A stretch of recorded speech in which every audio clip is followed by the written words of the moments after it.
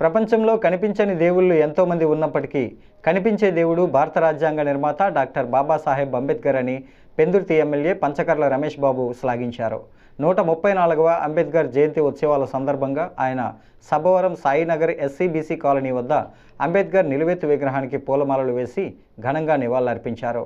ఆయనతో పాటు తెలుగుదేశం పార్టీ నేతలు పీబీఎస్ఎన్ రాజు, దొడ్డి ప్రకాష్, కోటాన అప్పారావు, కోరాడ శ్రీనివాసరావుతో పాటు బీజేపీకి చెందిన భూపతి అప్పారావు, పెందుర్తి నియోజకవర్గం బీజేపీ ఇన్ఛార్జ్ గొర్రెల రామనాయుడు, రోమాల చంద్రశేఖర్లు అంబేద్కర్ విగ్రహానికి పూలమాల వేసి ఘనంగా నివాళులర్పించారు. ఈ సందర్భంగా ఎమ్మెల్యే పంచకర్ల రమేష్ బాబు మీడియాతో మాట్లాడుతూ, భారతదేశం ప్రపంచంలోనే పాలనాపరమైన ప్రశంసలు పొందుతుంటే అది అంబేద్కర్ రాసిన రాజ్యాంగ ప్రభావమేనని ప్రకటించారు. సమాజంలో అన్ని వర్గాలకు చట్టసభలలో స్థానం కల్పించడంతో పాటు బడుగు బలహీన వర్గాలకు అనేక రకాల సంక్షేమ పథకాలు అమలు చేయటం, మహిళా రిజర్వేషన్ లాంటి ఎన్నో విధానాలు ఆయన పొందుపరిచినవేనని గుర్తు చేశారు. ఈ సందర్భంగా నిరుపేదలకు జనసేన పార్టీ కార్యకర్త గొల్ల అర్జున్రావు కుటుంబం ఏర్పాటు చేసిన రైస్ బ్యాగులు, చీరలను నిరుపేద మహిళలకు పంపిణీ చేశారు.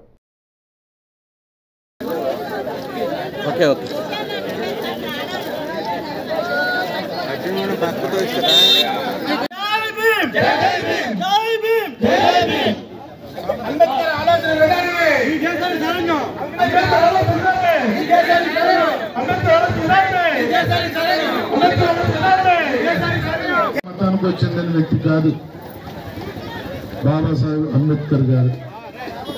కనిపించే దేవుడు, దేవుడు అందరికీ కనిపించడు, మనం పూజిస్తాం.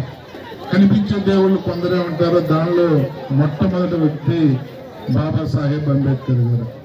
వారు ఇచ్చిన రాజ్యాంగంతో బ్రహ్మాండంగా మనం కొన్ని వందల సంవత్సరాలు జరిగినా కూడా ఆయన్ని భవిష్యత్తును కూడా దృష్టిలో పెట్టుకుని ఆయన రాసిన రాజ్యాంగం ఈరోజు మనకు స్ఫూర్తి, మనందరికీ కూడా ఒక మంచి మార్గాన్ని చూపించింది.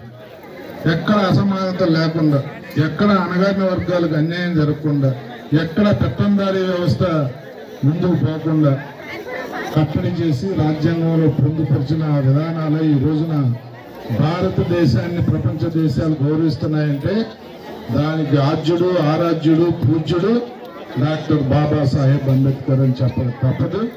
వారికి 134వ జయంతి సందర్భంగా ఘనంగా నివాళులు అర్పిస్తూ వారు ఆశయాలను ముందుకు తీసుకెళ్తామని మాటిస్తూ సెలవు తీసుకుంటారు.